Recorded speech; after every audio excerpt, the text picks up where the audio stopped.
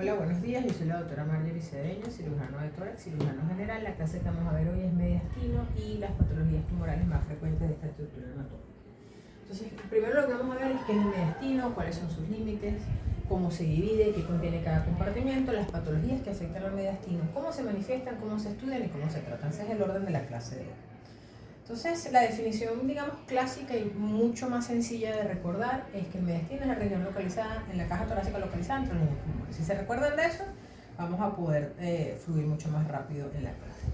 ¿Cuáles son los límites? El límite anterior es la cara posterior del esternón, límite lateral son las pleuras mediastínicas y el límite posterior es la cara anterior de los cuerpos vertebrales.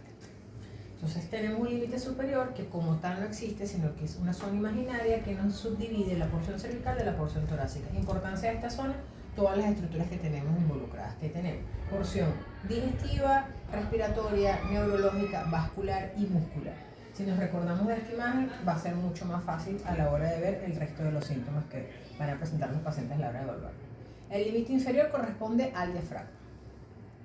Entonces, ¿cómo dividimos el mediastino? Múltiples propuestas, quizás las estandarizadas o que se usan a nivel internacional y son mejor aceptadas, son las de Fishman, que lo dividen en mediastino superior, uno anterior, uno medio y uno posterior, o uno anterior, compartimiento medio visceral o posterior. Esto como lo van a encontrar en la literatura con mucha más frecuencia.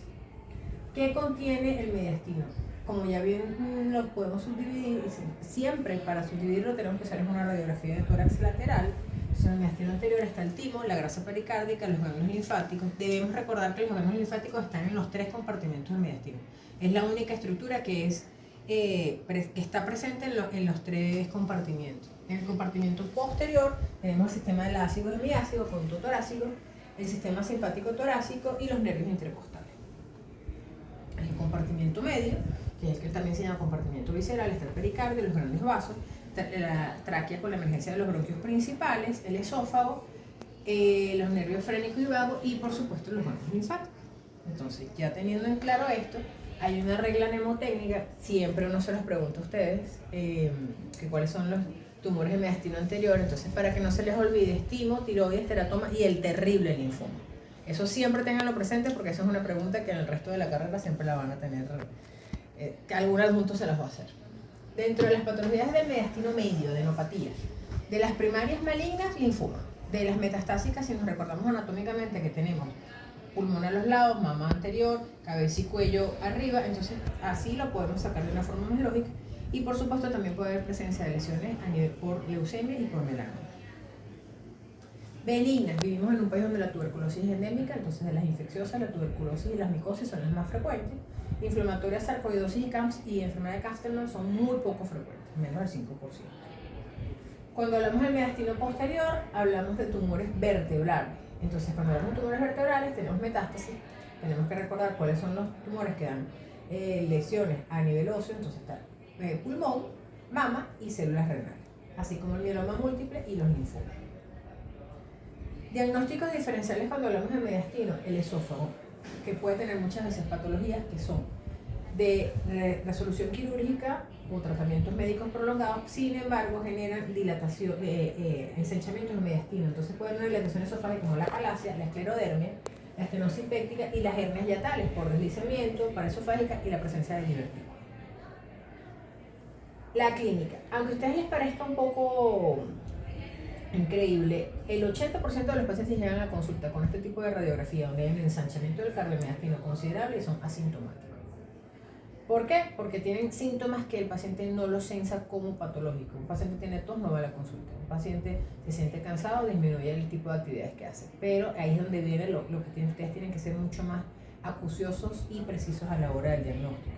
Porque si un paciente tiene dolor torácico, tiene disnea, disfonía, disfagia progresiva, estiridorotos, son síntomas que muchas veces están correlacionados con patologías a nivel de mediastino y pasan desapercibidos porque el paciente viene a la consulta por una crisis hipertensiva.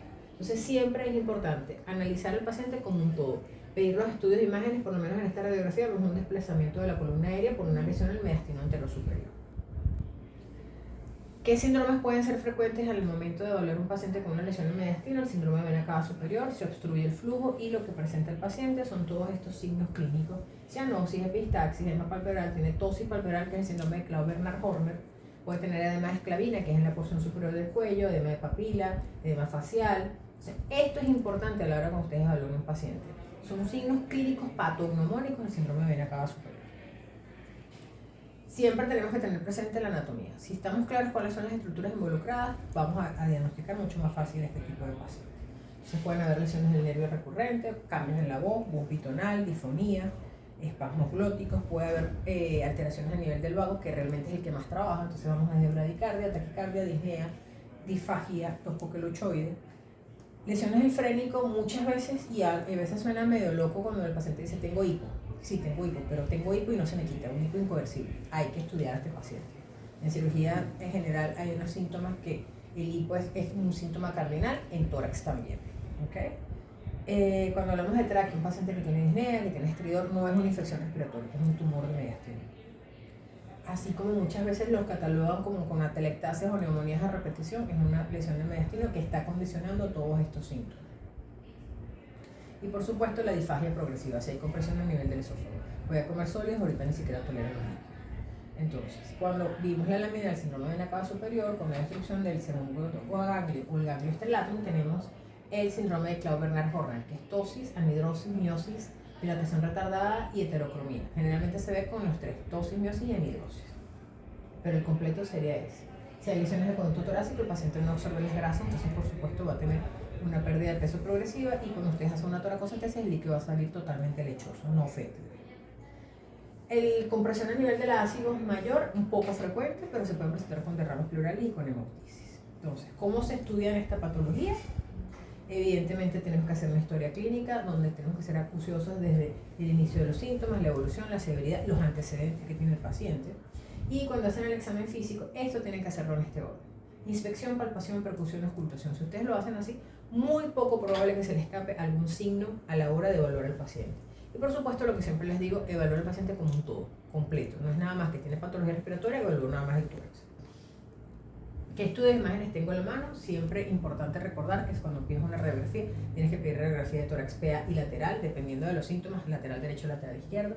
Tomografías pueden ser con contraste endovenoso, con contraste oral, ultrasonidos transesofágicos y transtorácicos, angiografías, gammagrama óseo, gammagrama tiroideo, resonancia magnética de columna, que nos sirve para el mediastino posterior, CT, PET o PET scan, y la fluoroscopia, que es una radiografía en tiempo real.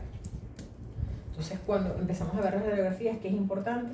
La calidad de la radiografía y sobre todo evaluar los límites. Aquí por lo menos tenemos, a grosso modo diríamos que es una cardiomegalia, pero es una lesión que tiene signo de la silueta. Es decir, tiene la misma densidad que la silueta cardíaca porque está anterior, entonces por ende lo confundimos con una cardiomegalia.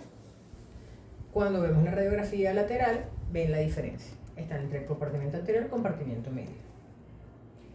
Aquí vemos la proyección tomográfica de esta misma lesión y vemos todas las estructuras que están involucradas con el tumor.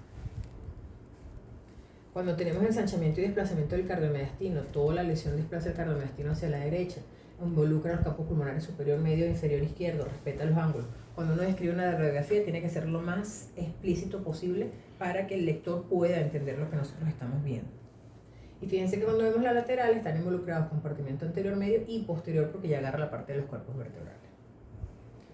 Aquí ven diferentes densidades en una radiografía donde tienes lesiones en zonas anteriores que tienen signo de la silueta y en zonas posteriores que se ven menos densas.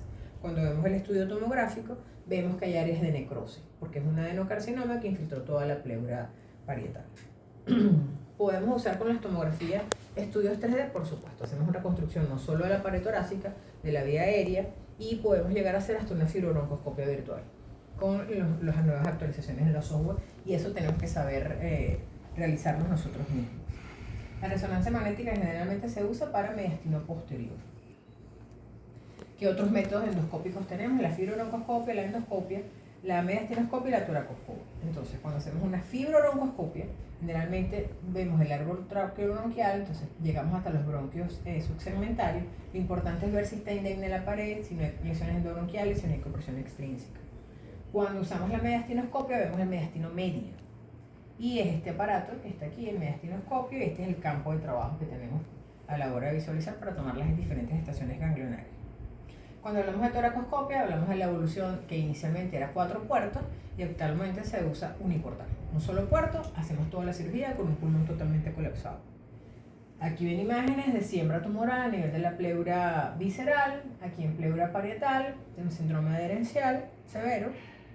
Así es como trabajamos cirugía uniportal con el pulmón totalmente colapsado.